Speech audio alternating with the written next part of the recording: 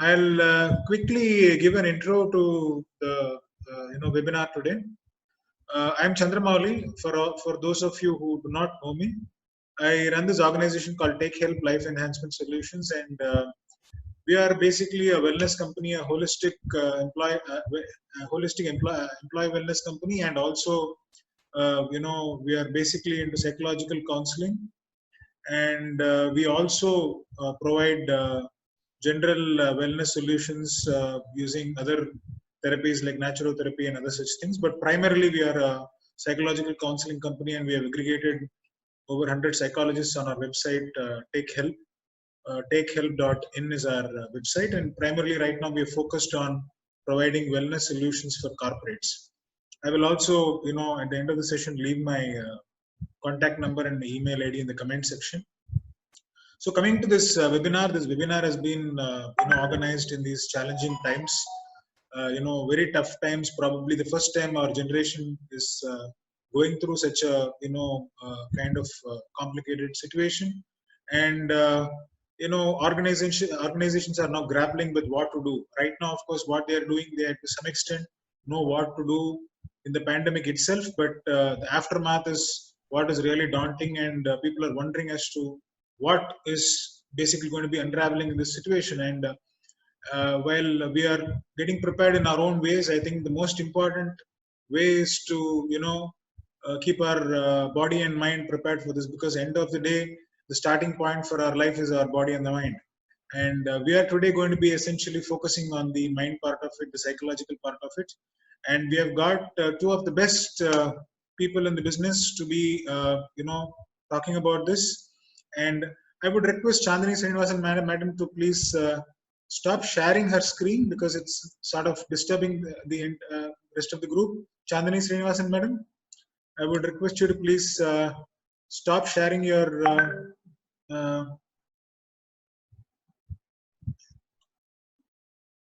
I think she is somebody who knows her, probably can tell her to stop sharing her screen. So I will introduce the presenters today.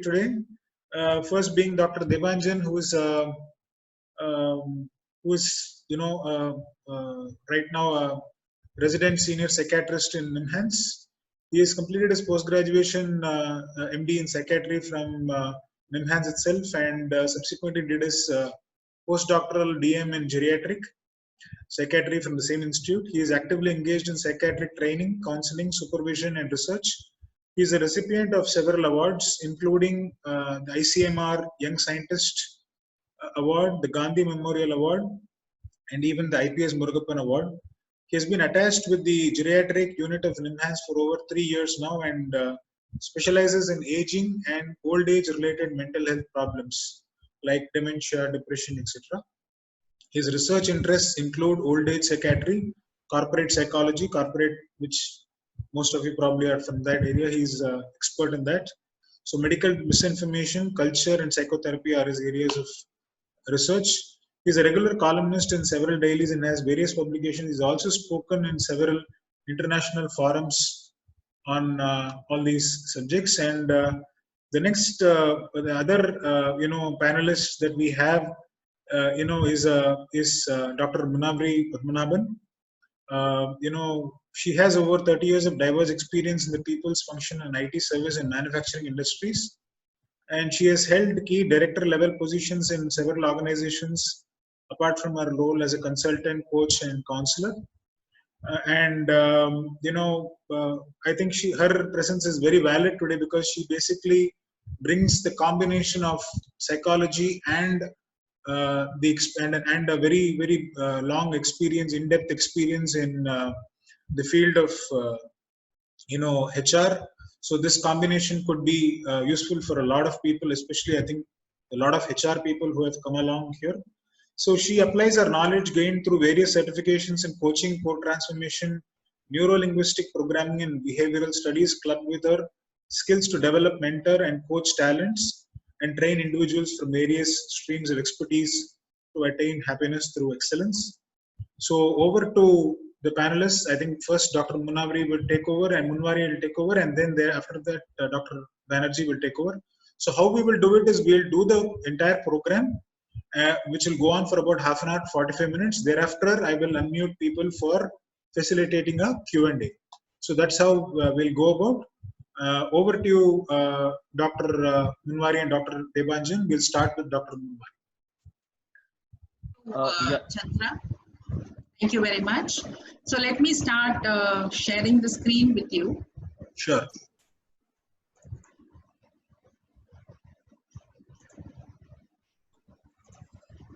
Okay. Thank you for your introduction and welcome each and everybody. I hope I'm audible to all of you. Is it clear? Yes, Audible? yes, you're quite audible. Quite audible. Wonderful. So the topic that was given to me is coping strategies for the organization to tackle this pandemic situation from the employee engagement perspective. And I would like to limit to that because employee engagement is a very big topic. And for the last few weeks, I have been personally getting in the engagement of employees who have been suffering with this kind of a situation of a COVID and also working very closely with the organization. Before I could start, I would like to remind everybody a very, very famous quote that we keep utilizing it, man is a social animal, by Aristotle, right? All of us have heard about this and we follow this, but suddenly we have been distanced called social distance, okay? Man is an animal who cannot live without another man. This is what we have been taught from the young age. But now we have a complex situation that we said social distance. I would like to challenge that concept. In fact, social distance in sociology, it is called untouchability.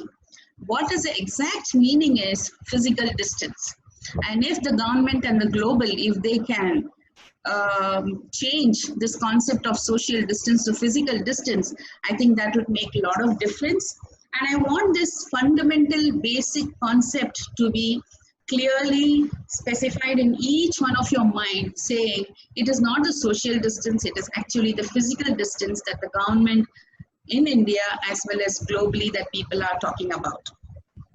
Okay. So my session is going to be more interactive. Chandramouli, I would depend on, because I'm not able to see the chat here since I'm sharing the session.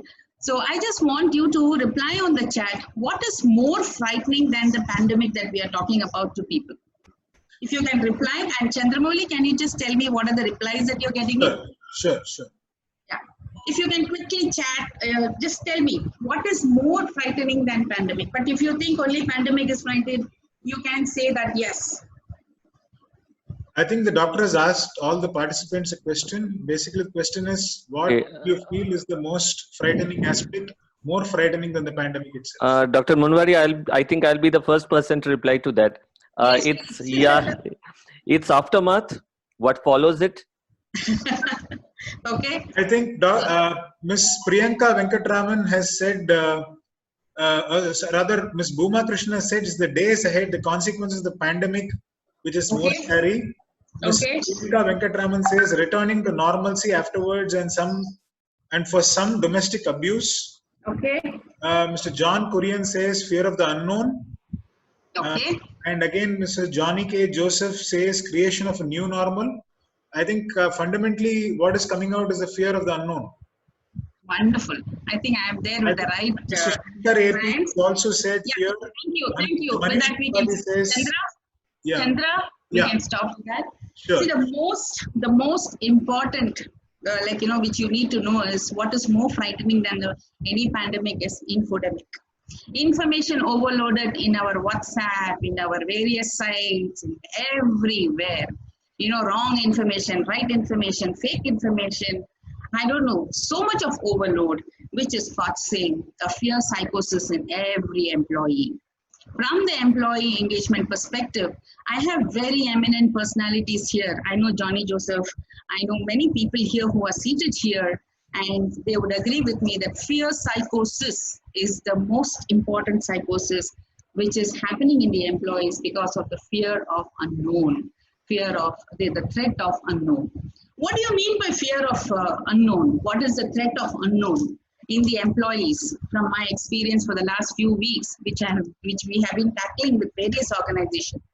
Will I get my salary for this month? This question may not arise in most of the MNCs, big brands, but this may arise where employers who has about 100 employees, who have about 10 employees, who are not, especially who are there under the manufacturing setup where employees cannot work in this pandemic physically. If I'm getting my salary, will I get my full salary? Will I have a job after May 3rd? Will I be safe with my family? Will I be in a position to take care of my family's needs? How do I kill my time effectively? Till yesterday I was occupied and today I have so much of time, I don't know. How do I manage? And there's also a social stigma which comes in man or women, especially men, they are not supposed to be at home. How do I manage my free time and how do I socialize and what do I talk about to my family with so much of information overload on COVID? These are very, very trivial fears which are causing a lot of panic in our employees.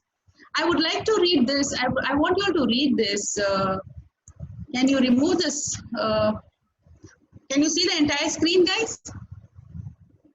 Yes, we can. Yeah, Chandra, I'm not able to see because that black box is hiding my text.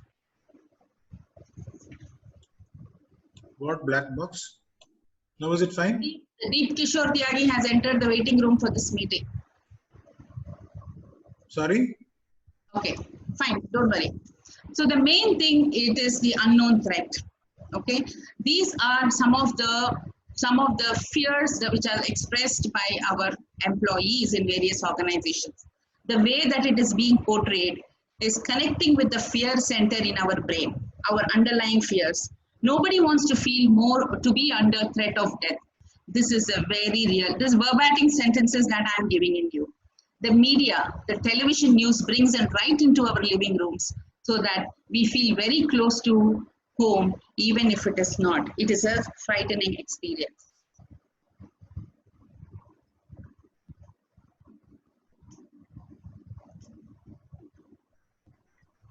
Who's responsible for the employee engagement? Can I have some answers in the form of a chat? Since we are focusing on employee engagement, can I have some answers? Chandra, can you read out some answers which are coming in? Sure. Who is responsible for employee engagement? The employee himself is what Mr. Sanjeev Gupta says. Okay. Don Kurian says the employer and the employee. Okay. Somebody say, Mr. Shankar says HR, owner, director. Mr. Naveen says ourselves. Mr. Rangarajan says both employer, employee. Mr. Johnny Joseph says all of us. Mr. Santosh says all in the company. And then everybody, says management. Mr. Karan says management. Mr. Sharma says the need of the job. Yeah, thank you. I think those answers are enough. In my opinion, my dear friends, any person who's interacting with another employee virtually, he is responsible for that person's employee engagement. That's how I would define at this hour. Okay, from an organization perspective, whoever is able to address the fears of the employees by just listening to them, by being there with them, I think he or she would be the successful employee engagement provider. Okay, I would advocate a CPA model. What is that you need to do at this hour as a coping strategy? Communicate.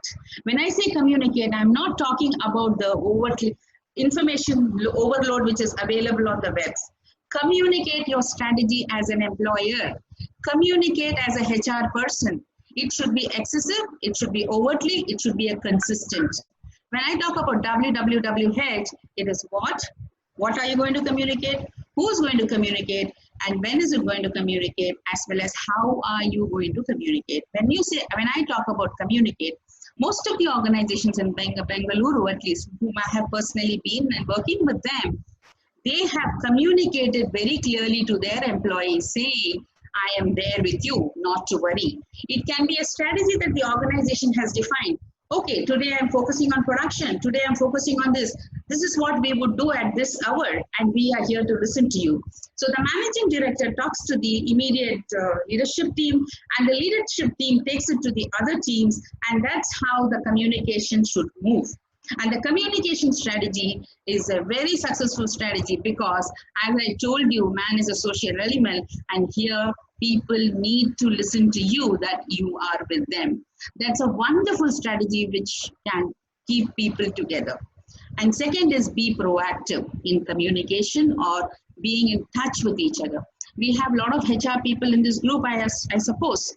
What is your organization has done? Ask. If they have not done, have they reached employees? Have they communicated to the employees? It need not have a lot of policies or not of benefits, but just keeping in touch with them whether they are safe. Okay, you or the manager or the entrepreneur or the HR, they should be available to talk to them in need. And my dear HR friends and my dear entrepreneurs, you should walk your talk. When you talk to them, you should not say, okay, I'm here there to save. And tomorrow when you go into the room as a HR person, you can't give a memo to them that saying you're fired. So you need to walk your talk and be extremely positive. The more you're positive, the more you are engaged, you will be able to bring in the engaged employee into this forum. This CPA model is something which we are following as an organization part, and we are also advocating to our customers, and most of our customers are utilizing it very well. I would like to give you a case study here. We have a customer who has about 100 employees. And the organization has about 500 employees, and the turnover of this organization is 100 crores. And this organization is totally dependent on an MNC, okay? And the industry of this organization is leather. They are watch, leather strap manufacturers, and it is totally dependent on the production. Now, what's happened? The entire production is stopped. What do we do now? So this is a crisis. Is it fine to sit and cry about it? And what next? So we sat as a consultant, me and my partner, and then as a team, leadership team, we sat and discussed, and we went and discussed with the customers. The organization took lead once we were there with them, and they ensured and they came up with an idea that we will manufacture masks. And today they are manufacturing masks and they are helping the society. They are doing on a voluntary, and they are also exporting. They are also supporting the other customers. Look at the way how an opportunity was pinned up in a crisis situation. This would happen only when you are positive and only when you are engaged. And there HR plays a major role to motivate employees. The entrepreneur plays a major role. If the entrepreneur was not willing to take on this idea, nothing could have happened. What do you mean by engaged? I would say engaged with a reality check. Help your employees to manage stress, fears, and stigma. There is a major stigma especially with the COVID. I'll give you a case study since I also do counseling. There is a mother who lives in a society which has about 900 families, okay? And she was the head of the association and she was in the limelight. And her child returns from a place as a quarantine child by the government because there is a fear.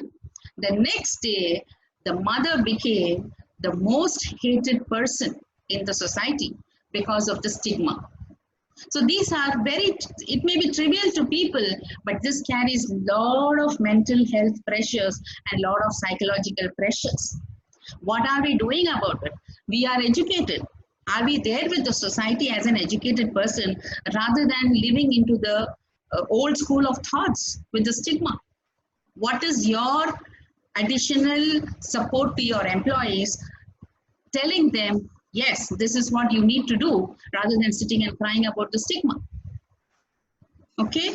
And then help them stay mentally positive. Positivity, positivity, positivity. I think positivity can really help us to come out of the stress, and that should be a coping strategy of every organization. And I would say HR plays a major role along with the entrepreneurs and business partners. Help them stay connected, yet with the physical distance. All of us are staying connected here. It doesn't mean that they're physically touching each other, but we are talking about the same topic. Encourage people to talk about common things, which entertain things, which makes them interested. Equip them to handle and guide people around them. Build awareness of one's social responsibility. When the government says, make them to respect, emphasize, educate them that this is what the government wants. Okay, I would say from the entrepreneurial perspective, the manager's perspective, it is also important for us to make them learn. Most of them will not be in a mentality to learn things, but how would you start measuring? Hey, what did you do today? What did you do from a family front? What did you do from a personal front? What did you do from a professional front? What did you do from a social front? How many friends did you spoke to? Did you reach one person per day?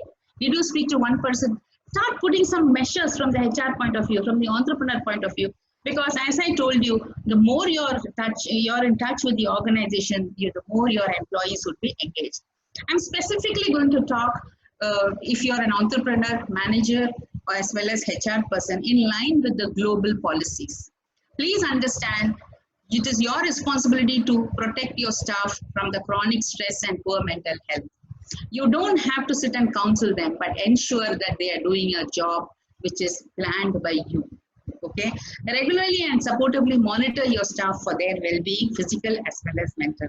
Ensure good quality communication. As I told you, CPA model, communicate, be proactive, and also be available with the accurate information. And most of us are not able to sleep in the night because some people sleep in the morning, some people are stressed out because of the fear, unknown threat that we have. Rest is very important for an employee to be there with you. So check whether the rest is being taken. Nothing wrong in checking with an employee. Hey, did you sleep well today? How did it go? Did you do meditation? So ask some very positive questions which would build a lot of rapport and relationship with your own employees. Provide Mr. John Korean has asked, what does CPA stand for? CPA, I just developed a small model which is working. This is the one: communicate, proactiveness, and be available to talk in need with your employees. Okay. So here, provide a brief and regular forum to allow the workers. Make a peer support kind of a group where the peer-to-peer, encourage that. Okay. In MNCs, in organizations, we have a buddy approach. Now here, peer-to-peer support, people would be able to talk to each other. And training can benefit, but how can the people get trained and learn if they have the fear? So ensure that they are into the right mental health. Facilitate access and to ensure that all the staff that if they need support, provide a telephonic services. Okay, most of us are available. And ensure that you don't get stressed out. You have to be positive. You should be in a very, very positive mental condition to support others. My dear friends, employee engagement, I would say, you as an entrepreneur or a manager, you need to keep up the commitment, whatever you do. Okay, keep up the commitment on focus of the employee's health or whatever it is, and motivate that employee and develop the trust within that system and be loyal to your employees. This is not the time. See, when I talk about employees, they can be three categories, majorly, what I have seen from my experience. One category is highly engaged, highly loyal, that you would not like to lose. The second category, I would say, cat and the wall, they'll be waiting for an opportunity. And the third category, you may want to get rid of it. This is not the time to get rid of employees because there's a lot of stress. Educate your partners, educate your business partners, educate, because this is another strategy where you can change your employees by making them engaged, and they can be very loyal and they can change their own performance if they see the interest that you are maintaining in them. At the end of the day, I would say, instead of employee engagement, it should be a positive employee experience as an entrepreneur or a HR or a manager that you need to provide. Employers, if they are happier, in this situation, you can't give them happiness program, but at least you can make them calm and they will be more engaged. Accountability lies with the employee and the manager. I'm not saying everything can be done by you, but when you start doing things, people will be with you. Employees would feel a greater sense of value. Employees would have more motivation to learn new skills. I think these are some of the coping strategies that I have been following and working with many organizations for the last few weeks, and it has been wonderful. Okay, I think with this, thank you, and any questions I can take it. Thank you so much. Should we unmute people? Maybe we can take the questions at the end. That will be better. I think that makes sense. We will finish Dr. Debanjan's presentation also, and then we will start taking questions. Sure. Anything should be fine with me. Sure. So thank you, Dr. Manwari. It was really a nice start and background to it. Very good afternoon to all of you. I guess we have quite large attendance, and that's nice to see in an afternoon, and lazy afternoon, should I say, when people are all locked down. So I'd rather have it more of a communication basis, because Dr. Munwari stressed on communication so much. I preferred not to make any slides, but whatever I'm going to talk about in the next maybe 15 minutes, they are there in the slides. So if anybody of you are interested, I can share them with you. But as the old habit of a psychiatrist goes, I'd like to look at all of you and talk. So we all have been passing through a pretty tough time. And, we at NIMHANS had released a nationwide helpline for any mental health crisis with relation to COVID-19 around a week back. We have been receiving overwhelming response, almost around 120 to 130 calls each day, which is tremendous. Now, because I was going to address all of you, I thought we'll do a quick review and see as to how many of these calls are basically coming from, most of the crowd here. So the HRs, the business heads, the corporates. So I told my team to do a quick review. And what it turned out was that in the first 5 days, we tell people to identify their problems and where they're working. So the data of only the first 5 days suggests that there has been around 40% of all the calls that have come from either corporates, from entrepreneurs, from the business heads, or people who are in leadership positions, which is quite a high number. That made me reflect on a thing. If you go through the media, as Dr. Munwari was telling about infodemic, it's flooded with the distress of the migrant laborers, the daily wage workers, people who do not have a home to stay. Valid. Now, all of them do have unique vulnerabilities. But usually, I haven't seen specific literature focus on the distress that leaders or business heads or corporates have. First thing about a crisis such as this is that it is unprecedented. It is okay to be stressed. That's the first thing. There is nothing wrong, nothing hesitant, or there is no guilt in being stressed. Irrespective of whatever position you are, it is natural to accept that yes, this is a problem, this is an unprecedented situation, I have not faced it before, I do not know what to do. I think the main model that a lot of you talk about is the BCP, the Business Continuity Planning model.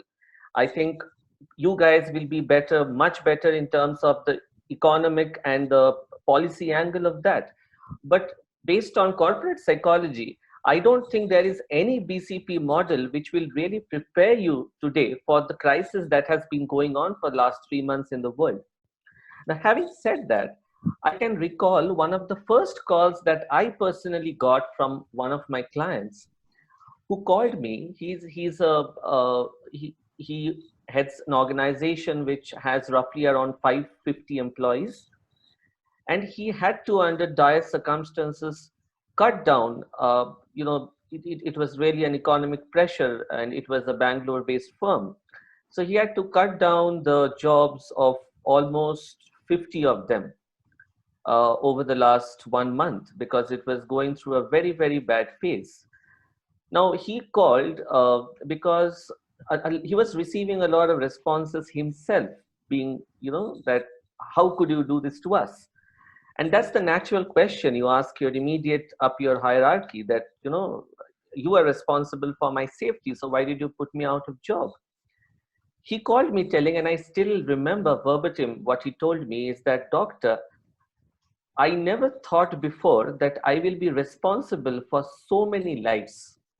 And today I feel that I have done something for which life is not worth living for me anymore. I guess many of you here are heading, many of you are leaders. And when we follow a leader, often we forget that the leader is as much human as the followers. He has the same vulnerabilities and he is not immune to the problems that are been happening. Rather, he is responsible, as Dr. Munwari was also telling, for a lot. And with this responsibility comes an additional stress. And that's why probably, it's all the more important for us to focus at all the levels of hierarchy. I always tell in my talks that as the hierarchy rises up, the pressure rises. And so rises the mental pressure. Hello. Hello. Hello. Yeah. So so what happens is when we were talking about this pandemic crisis, one of the terms that used to repeatedly come up is something called VUCE. VUCE. It's a very fashionable term, but it has all the more come to practice now. V stands for volatile, U stands for uncertainty, C for complex, and A for ambiguous. So all the four adjectives will probably fit into the current pandemic crisis that is going on. There are two parts of it. One, how to deal with the present state, which I believe many of you, with your own individualistic approaches and skills, have dealt with it. Yeah, it's actually VUCA. I mean, by mistake, I told it VUCE, sorry. The A stands for ambiguous. So beyond the operational part of it, which is lying at present, comes a big thing that we discussed before, the future of it, the uncertainty of what's going to happen after this. And I'm sure that many of us are not ready for that. At least I, as a mental health professional, am not, because I expect that the amount of the stress, the post-traumatic stress that's going to follow, it's much more than what's happening now. Having said that, that is a greater challenge rather than dealing with the pandemic right now. Work from home has increased, so that will have its own specific challenges. And it's not always easy to coordinate for many small firms the required number of infrastructure, trying and getting in connect with various people. It becomes difficult. Now, let me put one question to all of you. What has been the one thing which you have found it most difficult to do with your employees in the last 1 month? Maybe you can put it down in the chat. Which is that one thing which you have all found it difficult to do, or to focus with your employees in the last 1 month?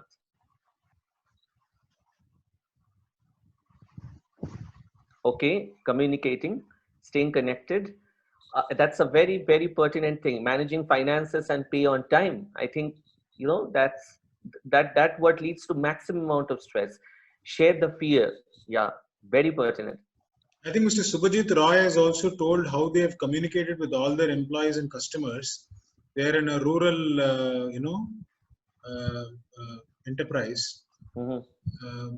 I think communication, emerges as the single biggest thing to be done. Yes, right.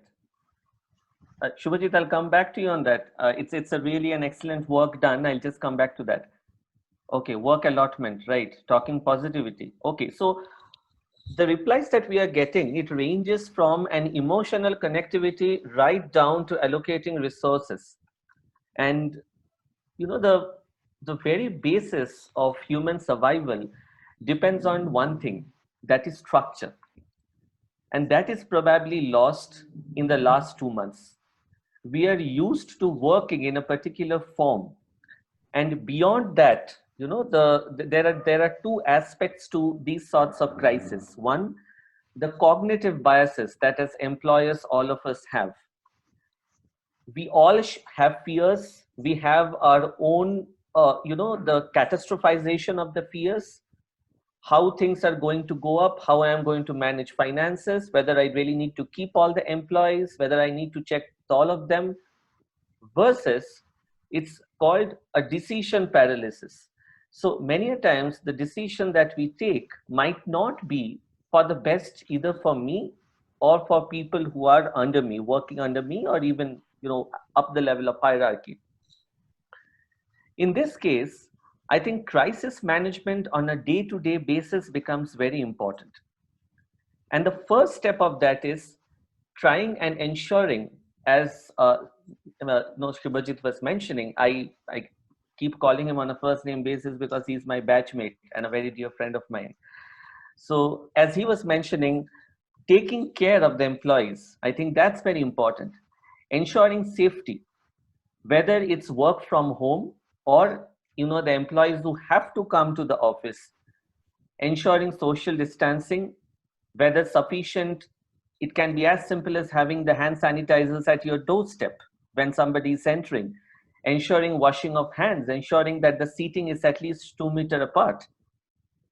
The adequate hygienic measures of the food, probably the canteen in the office. It can be as simple things as that. Second comes in ensuring whether people who are actually coming, to work, whether they really have any problems associated with them or not. For example, whether they're coughing, whether they're having any respiratory symptoms, encouraging testing. That's a very valid thing that we all need to do. India is already testing less. So if you feel that some person is there who is having even minor bit of symptoms, tell him to go for quarantine, tell him to do testing. There are many firms which have even started thermal screening, if possible, because that's a very effective way of trying to pick out suspects. And the second thing that comes is, the understanding of third-party problems. So many of you will be having human resources, your supply chains, your, the other business partners that you have to deal with. Whether you are maintaining adequate connectedness to that. There are two things to keep in mind. One is social connectedness, and the second is social integration. The terms may be very fancy, but it has very simple connotation associated to it. The social distancing term is basically just a misnomer. It's a physical distancing, as Dr. Manwari was mentioning. Social connectedness is trying and having your social network around you. You might learn from your friends who are in same leadership positions by having a peer review meeting once a week. I'm sure there will be a lot of common problems arising. And sometimes, as psychiatrists, as mental health professionals, it is very easy for me to sit in a webinar and speak to you in a didactic way. But I'm sure that at your level, at an individualistic level, all of you might be having very unique problems which do not get covered under any generic umbrella. So if you discuss among yourselves, like, as doctors, when we have a difficult case, we do something called as peer support review or peer support groups. Similar things have proven to be very effective among corporates. Second is social integration. By integration, I mean is keeping yourself in connect or in bond with all the people around you. That can be the security guard of your apartment, the milk vendor who comes to give you supply daily, your newspaper vendor. If nobody is around, even your next door neighbor, just a hi hello when you are opening your door and seeing each other's face, even from the next balcony. Versus trying and understanding if you are safe yourself. Many a times the crisis calls that we get, people are so broken down that they just leave the decision making to future or just procrastinate. And that can create havoc in any business or any corporate settings. So if you feel that the next person next to you might be your friends, colleague, employer, employee, anyone who is not behaving like usual, is probably a bit silent or has not come for a few days to office. Absenteeism and sick roll is very common concepts in corporate psychology during this time. Go ahead, reach out to them, ask if they're doing fine, and encourage them to seek help, to take help. it might sound ironic, it might sound funny, but even as physicians, we undergo through a lot of stigma. Many of my juniors who are residing at various parts of India have been threatened eviction by their respective landlords because they go to hospitals to work. And if medical professionals can face stigma at this particular point of time, every single person can. I'm sure that if somebody is detected as COVID positive, or somebody, has a person who has probably been a suspected case of COVID positive just next door, it incites a huge panic. There are many, setups which have just stopped working, quarantined, sent all their people back home because a COVID-19 positive case had been probably detected just in the first floor or in the next building. Under such circumstances, there is a huge uncertainty that arises. Will I be able to get my salary in time? What will happen to my family? Will I be responsible? Will I get a job next? As leaders, you might all be feeling guilty. And trust me, this guilt, this self-blame can eat you through and through so much that it might affect a very important part of your decision making in future. Crisis management becomes very important, and it becomes on a day-to-day basis.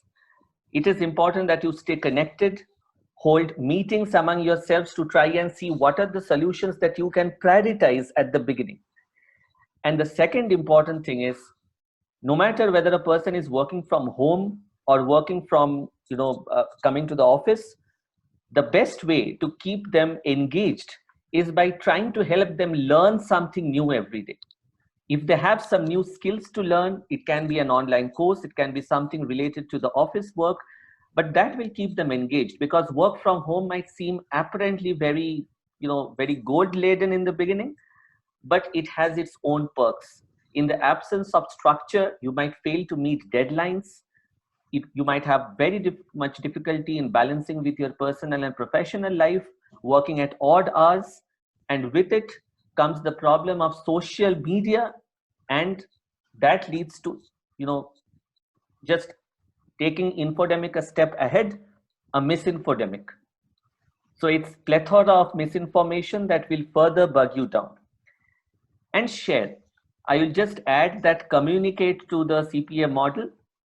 So if you can share your worries irrespective of the hierarchy, I think that becomes better. Even if you are not able to do happiness sessions, you can always do sharing sessions in which, at least for 15 minutes to half an hour, can't we talk about something apart from COVID? I think we all can. Because every single person on this world from morning to night is talking about COVID-19. Very lightly, I always tell my patients or my friends that, the virus has hijacked our life much more than it has hijacked our lungs. Starting from debates, conversations, arguments, every single news show, to even movies. I think everywhere there is COVID now. So the spread of the virus via our digital media is much faster rather than it's actually having in community spread.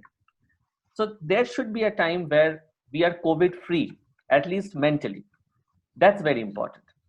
And it's a responsibility for all the leaders to minimize misinformation, at least in their circles. CDC, we have ICMR and Ministry of Health and Family Welfare in India are the genuine most websites. If you have to refer to them, refer to them. But more important than discussing the number of cases and number of fatalities are how you can come out of the COVID situation in the near future.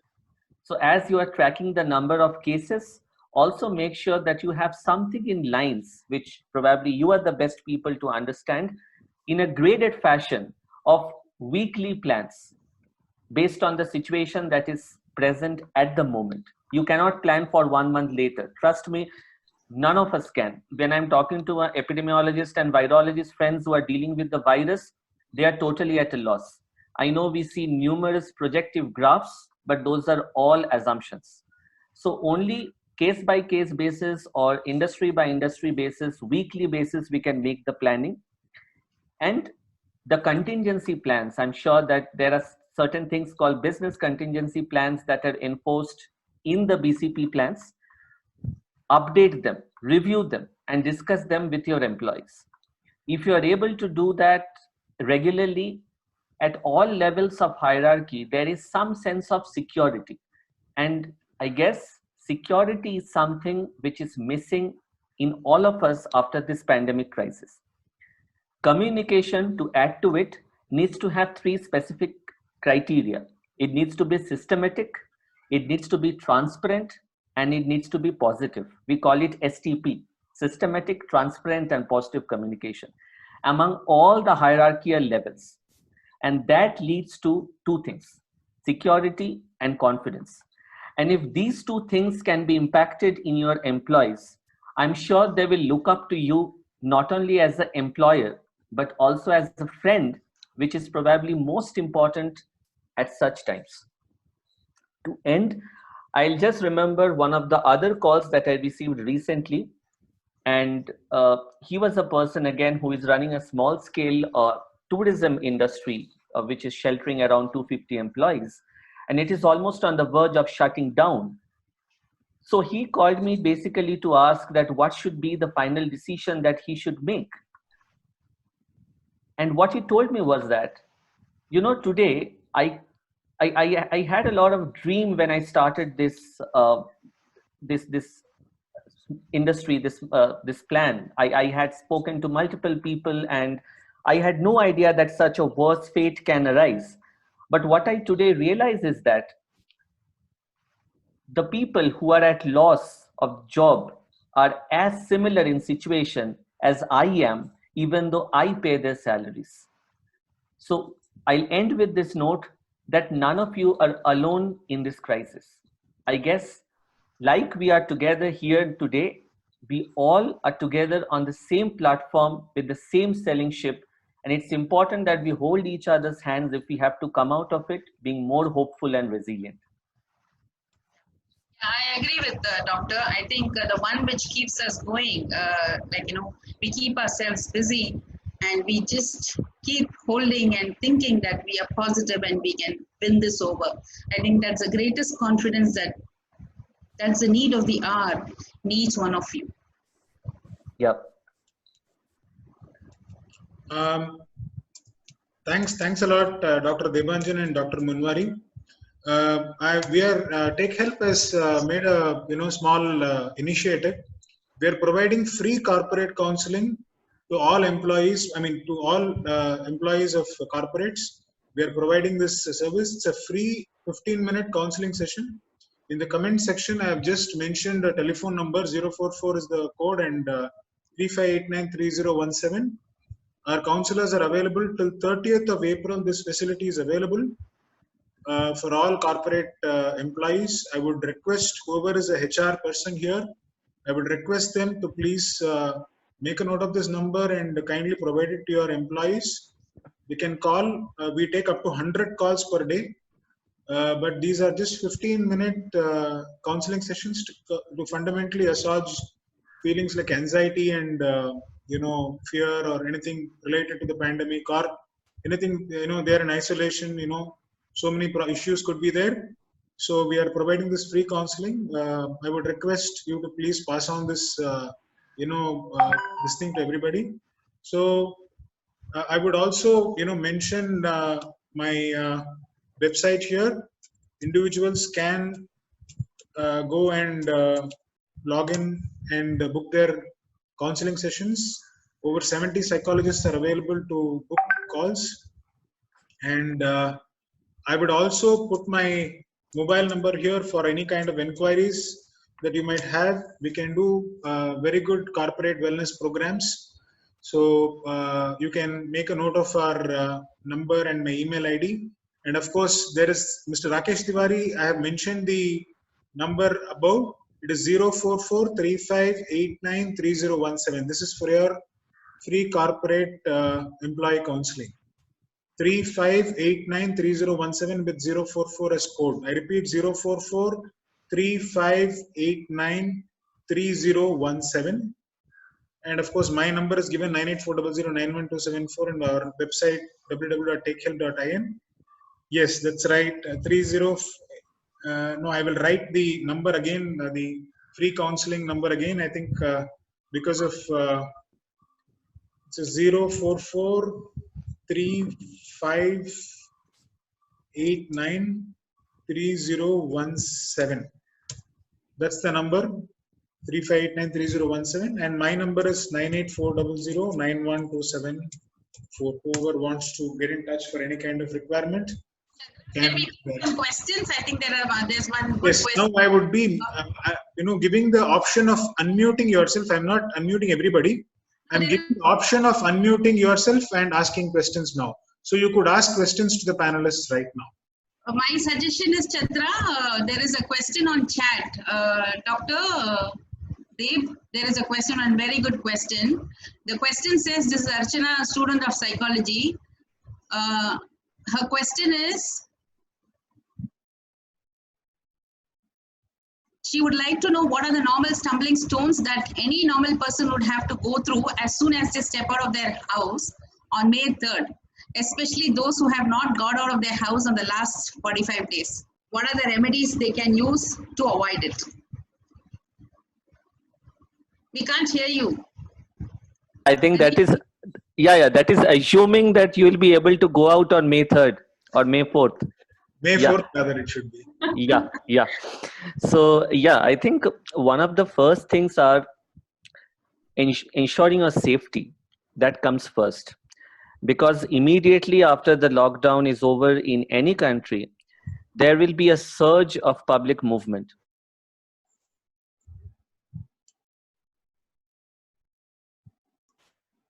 Dr. Debanjan, I think you are not audible. You're not audible. Hello, am I audible now? Now it's fine. Now it's audible. Yeah, so I was telling that you should continue the same precautions that you are following now, especially in crowded areas. And secondly, one of the major factors that we come across is there are many issues with the interpersonal relationships because of this physical distancing. So if you feel that there have been any close connection or, any person who has been ill, or let us take the example of so many funerals which are happening without the people who are close to them because they are not able to attend. It's actually a protracted form of grief. People are not able to attend the last rites of their loved ones, or maybe you are not able to physically go to a person who is ill. So prioritize as to what the need will be in terms of social connectedness, and try and engage in a prioritized manner, because many relationships have been either mended or, on the other hand, strained following lockdown. So after the lockdown is over, once you are really able to go out, apart from taking care of your own safety, make sure that you ensure the safety and relationships of other people with whom you haven't been able to connect as of now, but do it in a prioritized and a graded manner.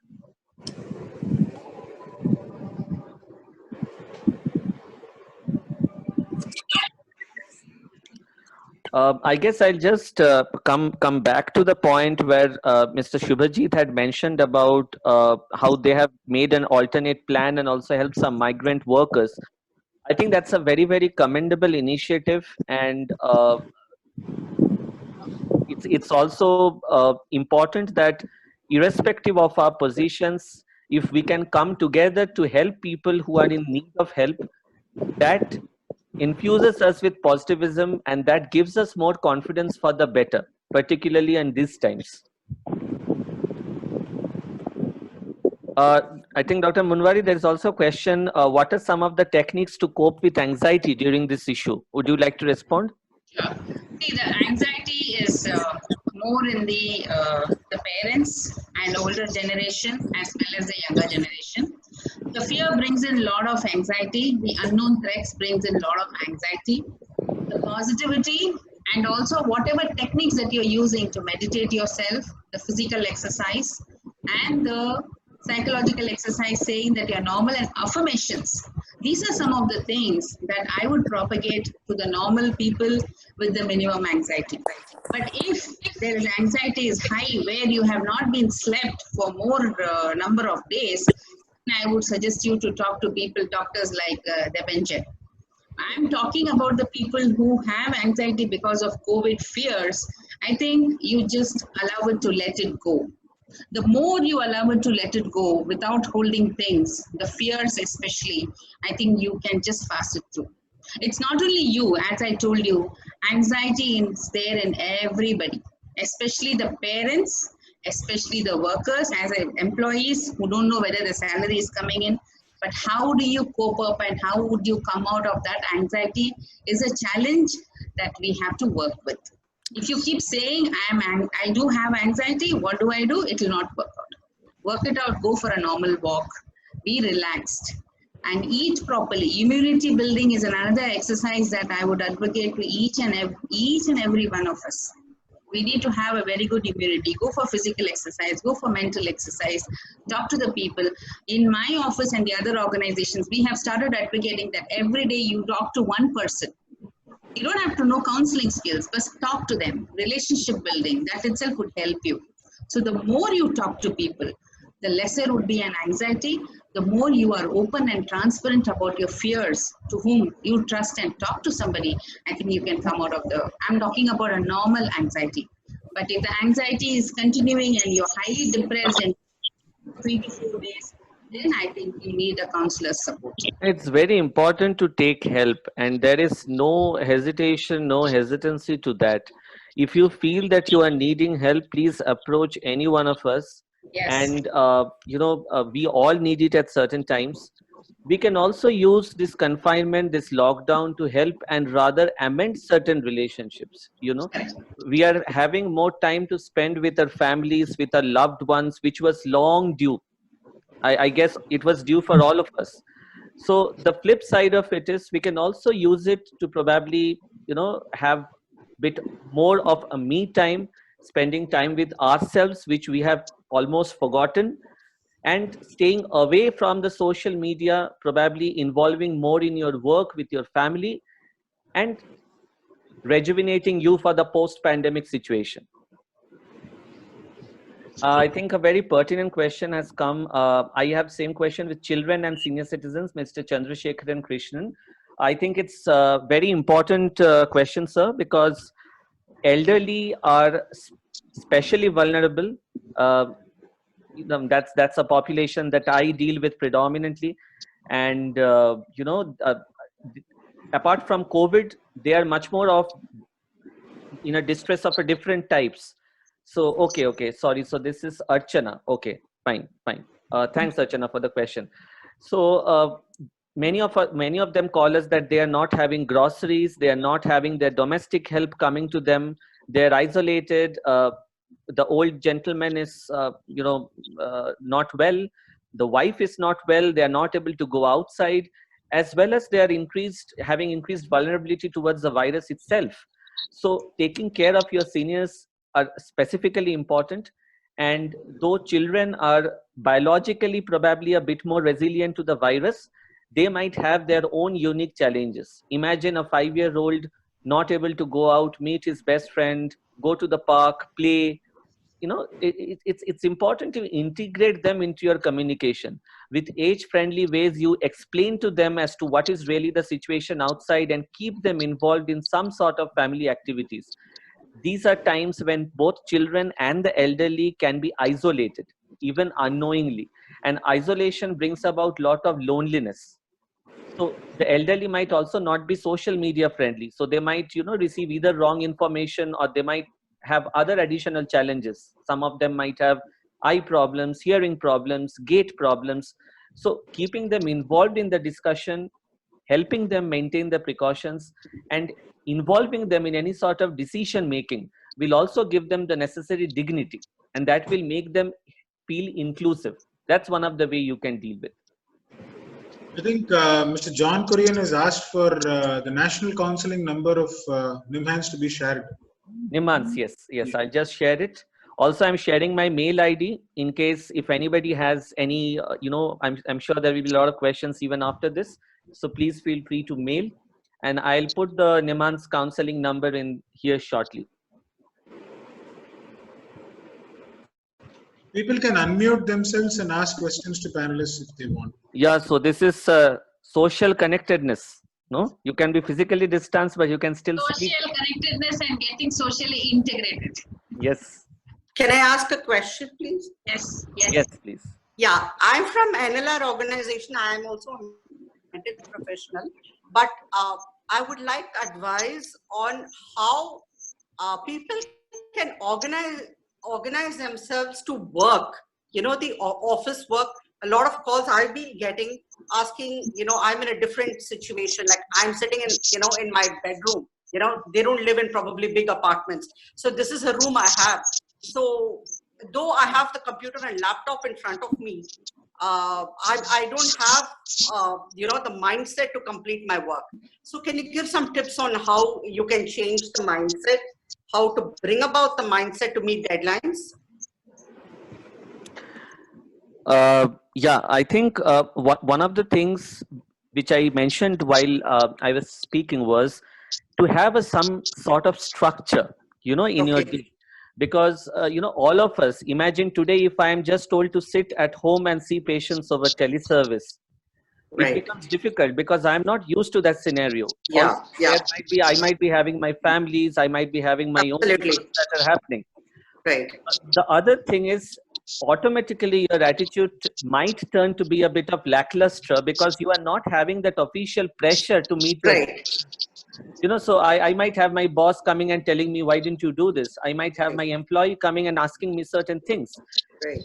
Too much of freedom to work actually is counterproductive. That's why the whole concept of the work office and home segregation has happened. So having a structure is probably important. You need to have your work timings fixed. You can't keep it changing every day. Right. That will lead to a lot of problems. Also, base it based on your homely needs. So if you need to go to the market to get groceries, Right. Right. Right. you shouldn't keep a work schedule during that time. And make sure that before the next day's work starts, even if that is work from home, you have some sort of planner to try and see what is the work for your week. Let me talk for myself. If I have this many number of tele appointments, I will segregate them based on the days, based on my personal and my work-life balance. So if someday I need to take, I need to give more time to my family for some reason, that particular day I will not keep probably more of teleconsultations. Right. Also, this is something that has come to our helplines. Many times people while working, having an active net connection often switches to COVID news. So I'm working and then I'm seeing the COVID-19 statistics in my next browser bar. Or many of them have, even the technology addiction has increased. So, you know, some people who have to stay prolonged time online might actually doing something, some other work in some other browser. So that needs to be minimized, because that not only leads to distraction, but that doesn't keep you psychologically free from the viral threat. Right. And your work efficiency gets reduced. Dr. Munwari, anything you'd like to add? Thank you. One thing, Chandani, I think setting the expectation with Yes. the employer would help for the person. I know that you're working in a bedroom, all that, but if there is going to be a lot of noise inside home, then you need to decide what is the time that you're going to work in, and have a very clear agreement and set the expectation of the employer or the manager that I would be available for so many number of hours. As Dr. Debanjit said, you need to define your time, and you need to define and chart it out. This is what I'm going to do based on your whatever, you know, objectives of your work. Okay, we cannot Right. define time for any employee. He should know how to work, what to work, and then he has to define what would work for him. Because, and one more thing, one more aspect you need to look into, Chandani, is if somebody is sitting on fears, they will not be able to organize themselves. So first check out their mental health before even suggesting the timing or helping or supporting them. Right. May I add something? Am I allowed to? Yes, yes, please. Do So, so. as per my experience, what has been working for me is that tricking the mind by changing the attire. So maybe if I'm working in track pants right after my workout, if I'm working for, like professionally, hardly works. The moment I put on my shirt, Right.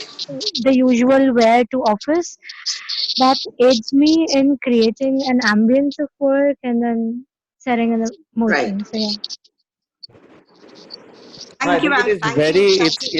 it's Thank very, very important. I think this is something which is probably most important, not only at the attire, but also make sure that your workplace, even the table, the room that you're working, the background, everything is constant. It's not that someday I feel I'll work in my drawing room, some other day I feel like I'll work in my balcony. I know this often happens. This happens with me. But if this happens, the continuity of the work gets disturbed. And that's a major concern. Yeah. I put the Niman's Thank telecounseling you, ma'am. national number on the chat. Everybody can have a look. There was a question, one important question about the children. How are you going to engage? I think this is the biggest challenge that we have in engaging children. First of all, I think as a parent, you need to be open, transparent, and educating about the present condition. That's number one. And check with the child what the child wants to do and how they have to plan. Once you take a commitment from the children, I think you would be an excellent parent and you can manage things. I know it's a tough time for all the parents, but I think you have to get a lot of buy-in from the children on how to make them engaged, which is very important. It's I would say it's the biggest theory when you compare to the employee engagement.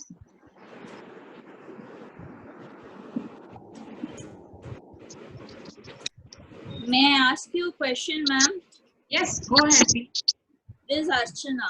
My Yes, question sir. was, what are the psychological challenges that the kids will face after the lockdown? Since they are inside the house, their energies are cooped up, they are not able to go out and play. So there are a lot of issues with children when they are having. They become more and more adamant, even though you engage them, even do a lot of things with them, they still find their own way out. Okay. So what can we expect can be the psychological problem of children after the lockdown? Would you like to start? Then I would like to add to that. Hello. Yeah, she's asking about what can be the psychological problems of children. Yeah.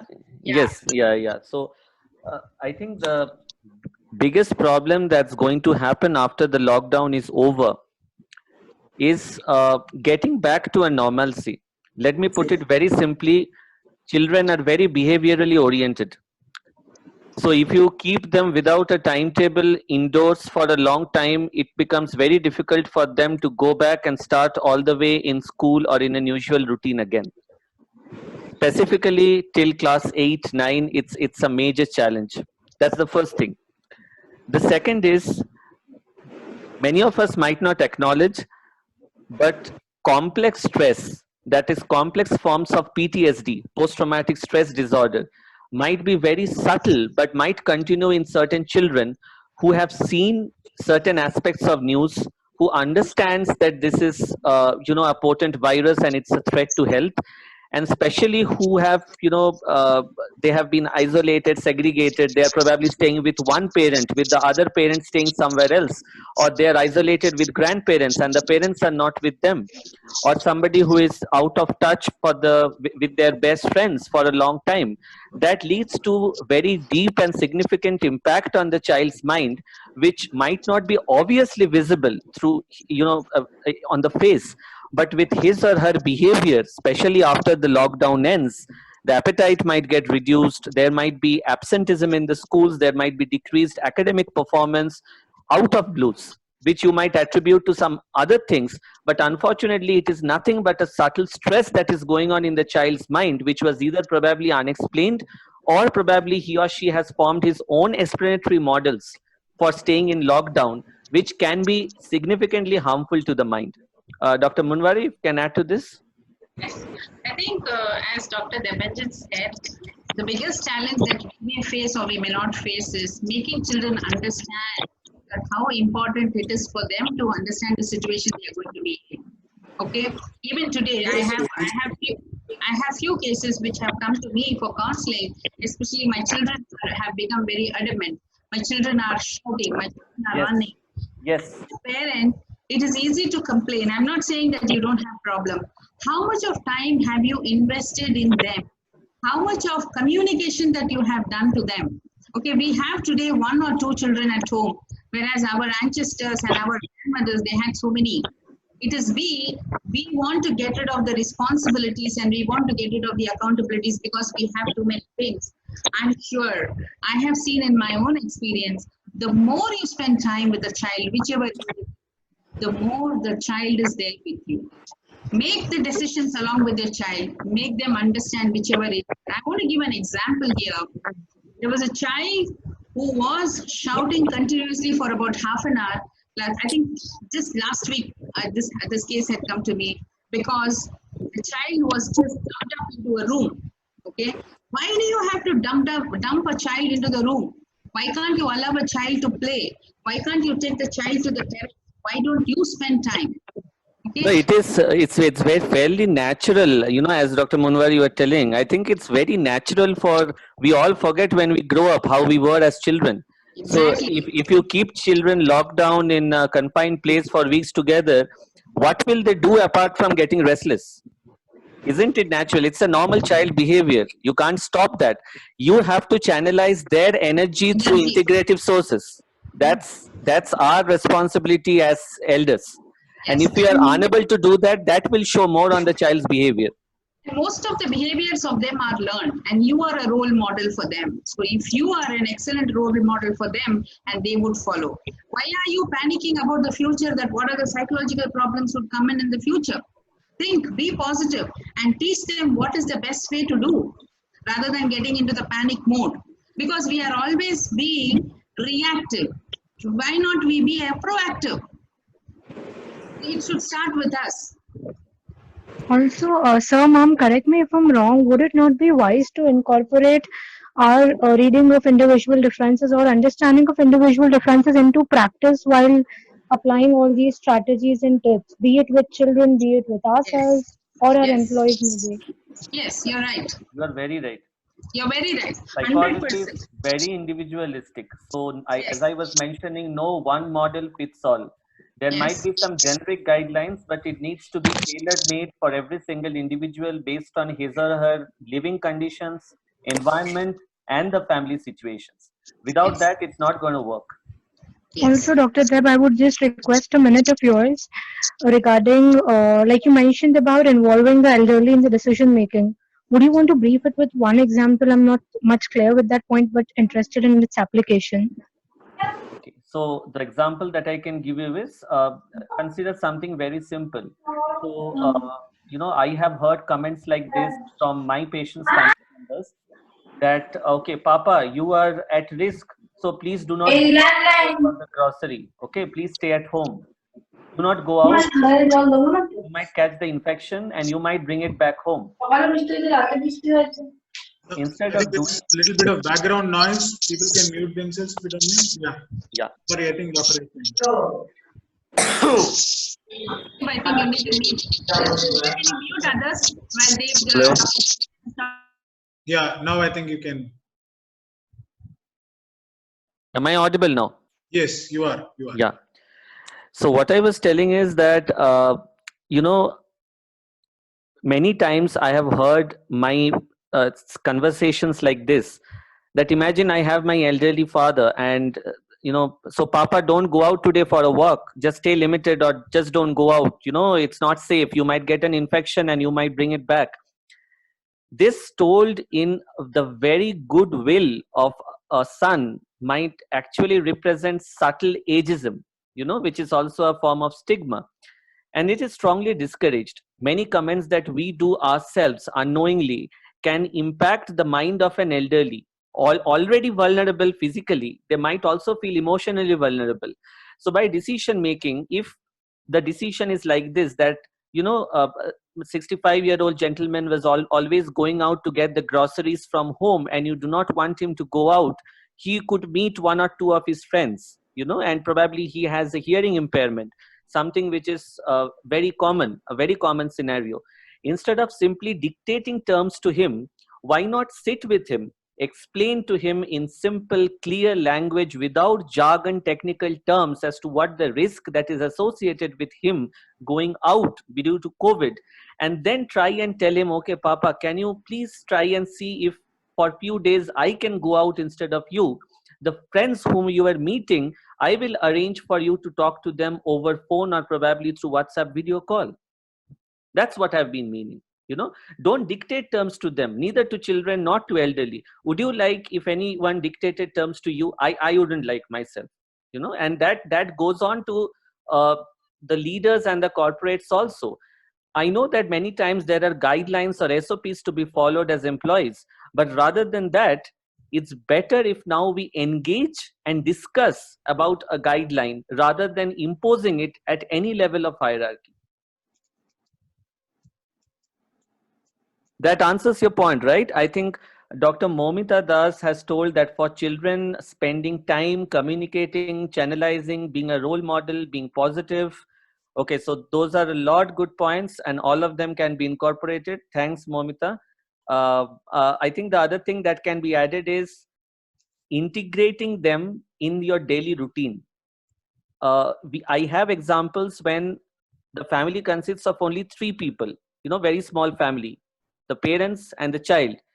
Each of them are in separate room in their own world. The child is busy playing video games. Mom is busy in, probably talking to her friends online. Dad is busy watching COVID news. Very common scenario. Having said that, that might be okay for a particular point of time. But if 3 of you can spend time together as a family, the lockdown is the best time for it. You might not get time after this. Exactly. You're right. And even with elders, I would say that, there's so many games that you can involve them. Old games, like in Hindi, it is called Pachisi. Like in Tamil, you call it as Dayam. And so many things that they understand.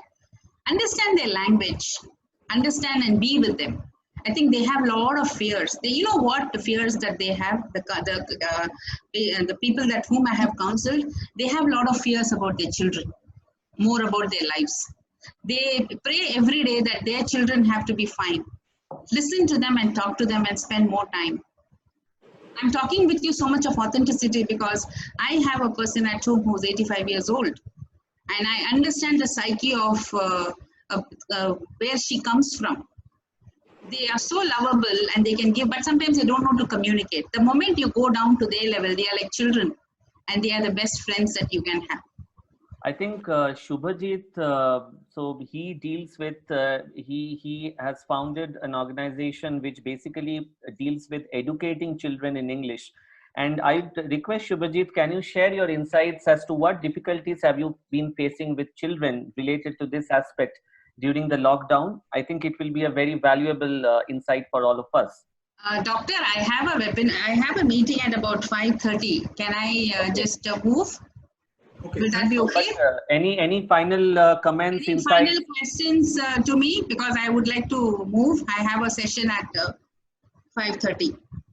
There are 3 minutes more. Thank you so much. I think it was wonderful talking to all of you. I'm always available. My number is 98450-06998. And I think if you want, I can just message my number as well as my ID before I could go. And you can reach me anytime. I have also been doing free counseling for COVID patients and their families. Please reach me if you need any help. I'm available. Dr. Munwari, thanks. It was wonderful. Thank you. You're most welcome. Thanks a lot, Dr. Munwari. Thanks a lot. Thanks for coming. Yes. Thank you. Bye-bye. Chandramouli, can you share my number with them? I'll do that. And my email ID? Sure, I'll do that. Thank you so much. Bye. See you, Dr. Devanjan. We'll talk in person. Bye-bye. Bye-bye. Bye-bye. Bye. I think Dr. Chandra has also mentioned, Dr. Nilanjan Chandra has mentioned that multiple parenting is harmful. Yes. Whatever decision gets communicated to the child, it's better given from both the parents together. And Mr. Sanjeev Gupta, you have wonderfully summarized all the points. Yes. Okay. I think, yes, right. Staying positive and trusting in the Almighty, or whichever belief you share, I think that's best. Anybody has any final questions, comments before we wind up?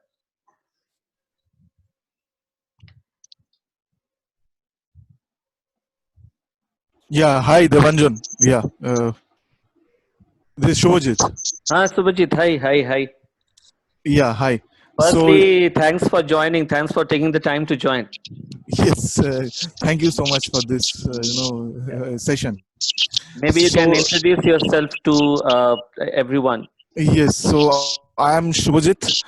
Best introduction will be like I am Devanjan's batchmate. We studied in the same school for a long time, Yeah. and presently I run a social enterprise under I am Calcutta Innovation Park. And my basically what I do is I try to provide quality education to kids in rural areas.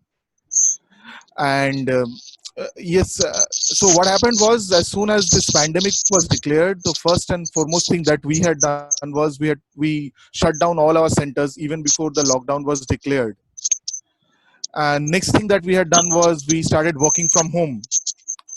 So after that we were trying to figure out what is happening, and we started making various posters, articles on coronavirus, for educating the parents in the villages.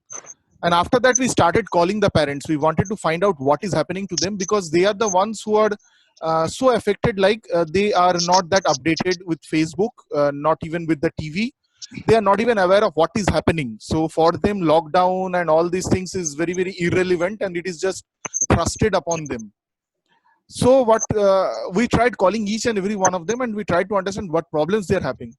For the kids, the main problem is, as Devanjan was telling, that they are not able to go out. They are finding it difficult to cope up in their home. They are not able to meet their parents. Even some of the kids had called up some of our teachers. And what we understood was, like, the parents were telling that, why don't you give something to us so that our kids can study. So we asked them, what do you want, like, what do you want from us? It will please send us more cartoons and all these type of things. So we started making cartoon videos and we started sending them. And then what happened was, we started calling the school owners. We wanted to understand what is happening to them. The school owners told that, okay, we are not able to connect with the parents, we are not able to connect with the teachers. So we told them, okay, we will be the ones who will be doing that for you. So we started being the bridge between the school owners, the teachers, and the parents. Some parents started telling, they gradually started sharing their problems with us. Some of them told we lack money, some of them told we lack food. So we started connecting various people to help them out. So in this way, presently what we are doing is we are connecting everybody, we are communicating a lot. So the sales team which I had, which were which was a team of, say, men in foot. Okay, they used to travel and sell to people. They are busy calling all the parents that we have, and we are calling nearly 2000 3000 parents, logging every data in an Excel sheet so that we can understand what is happening. At the end of the day, when we see the Excel sheet, we can understand, we can get a traction of what is happening. We can make an analysis. So that's exactly what we are doing, and that's how we gradually found a problem. I found that there is a business model also involved in this, that people are involved in this, so that's how we are trying to cater to this problem now. Since we have no other work to do, we are just speaking to all the parents, calling every day. No, I think that's a great work. I mean, it's not no other work. I think that can be utilized to be actually a fruitful work under these times. And Shubhajit and Shubhajit's organization has also made a lot of very simple animated infographics to be shared with children. So if anybody is interested, I have already put my mail ID down, and they can send me, and I can mail them. So it's important because different age groups have different requirements in understanding as to what is going on, and if you are not making that age appropriate, you will not be able to cater to their needs. One uh, more thing I would like to add is, the best thing that happened was, we use kids curriculum to educate the kids, who in turn educated their parents. So that was the best thing that happened with us. that's Okay, wonderful, that's wonderful. there's a question from one Ms. Georgina. Getting Yeah. back to work after a long lockdown, there's going to be a huge challenges and targets. How are we going to handle it without stress? Note, we are resuming work after a stressful lockdown and not a vacation. Please advise. Yeah. uh, the challenges will mainly be, as we discussed before, that first of all will be safety challenges, and secondly there will be enhanced targets. Again, I'll take our own perspective. Now our OPD is closed, so we are only running emergency services. If we suddenly, after the lockdown, there will be a huge surge of patients attending our outpatient departments from all over, Niman's Pulse patients from all over India. So it becomes difficult because we have limited stuff and we might not have always the resources to deal with so many people. Also, having an accumulation of so many people will increase the chance of the infection spreading. The first thing will be trying and understanding, basically what can be the aftermath of this pandemic. If it might vary based on different situations, different professions, there will be no one solution to it. But if you have an understanding of what challenges you might face, you can prepare yourself for that. Do not make too many plans. As I said, it's a weekly case-to-case basis planning that you need to do. And there is no point stressing on too much about what situation you might get in later, because you do not know yourself. One thing to remember is, after the lockdown is over, I'll not go to after the pandemic is over because it's too distant thing to say. After the lockdown is over, it is vital that you take care of yourself in terms of both physically as well as mentally. Don't overstress yourself with work. There might be deadlines to meet, but I'm sure that the deadlines can be relaxed based on your individual perspectives after discussion. And if you feel that you are getting overwhelmed, as Dr. Munwari was mentioning before, that it is getting too much above the edge, always ask for help. It's natural to be stressed. Accept the stress and don't get overwhelmed by it. I think that's probably the only solution. We have crossed 5:30. Chandruji, think we should end here? I think we will close with this. I'm just reiterating the corporate helpline number here again. We would be very happy to take free calls from corporate employees who might be having anxiety issues. Sir, and your mobile number? If you can share your mobile number, I'm typing it out again. All right, sir. Thank you. My number 98400912744. Anybody can contact me for any kind of requirements. Are you typing it, sir? I've typed it out, madam. 98400912744. Sir, ido pakre. I'll just check, sir. You will again type it out. 98400912744. 91, sorry, sir. 98400912744. Thank you, sir. Thank you. I just posted again the mail ID because some of you were asking for it, so people can. Thank you, doctor. Thank you, doctor, for your valuable advice. Thank you so much. Yeah, I think thank you all for joining. It's been thanks a lot. Thank you so much. Thanks, Nilanjan, for finding out time to join.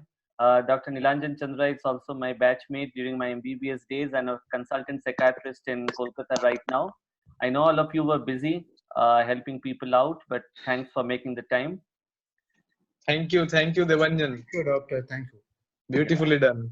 And thanks, Chandruji, for organizing this. We are looking forward to more in future to help people. Thank you all. Okay, we'll end it now. Thank you, sir.